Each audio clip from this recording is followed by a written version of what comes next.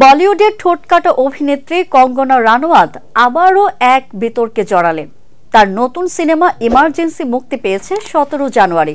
আর এই সিনেমা মুক্তির পর থেকে একের পর এক বিতর্কের জন্ম দিয়েছে। কঙ্গনার এই নতুন সিনেমা নিয়ে শুধু ভারতে নয়, বাংলাদেশেও উত্তেজনা তৈরি হয়েছে। কারণ ছবিতে একটি গুরুত্বপূর্ণ চরিত্রে শেখ মুজিবুর রহমানের উপস্থিতি রয়েছে। 1975 সালে ভারতের সাবেক প্রধানমন্ত্রী ইন্দিরা গান্ধী জরুরি অবস্থা জারি করেছিলেন। সেই ঘটনাই মূলত ইমার্জেন্সি ছবির গল্পের ভিত্তি। কঙ্গনা, যিনি নিজে বিজেপি সমর্থক, ছবিতে কংগ্রেস নেত্রী ইন্দিরা গান্ধীর চরিত্রে অভিনয় করেছেন। আর শেখ মুজিবুর রহমানের চরিত্রে অভিনয় করেছেন ওপার বাংলার জনপ্রিয় অভিনেতা ঋষি কৌশিক। ছবির কিছু দৃশ্য ইতিমধ্যেই সোশ্যাল মিডিয়াতে ভাইরাল হয়েছে। এক ক্লিপে দেখা যাচ্ছে শেখ মুজিবুর রহমান বাংলাদেশের জনগণের উদ্দেশ্যে ভাষণ দিচ্ছেন, যেখানে তিনি ভারতের প্রতি আজীবন আনুগত্য থাকার প্রতিশ্রুতি দেন। আরেকটি দৃশ্যে তাকে মারা যেতে দেখা গেছে।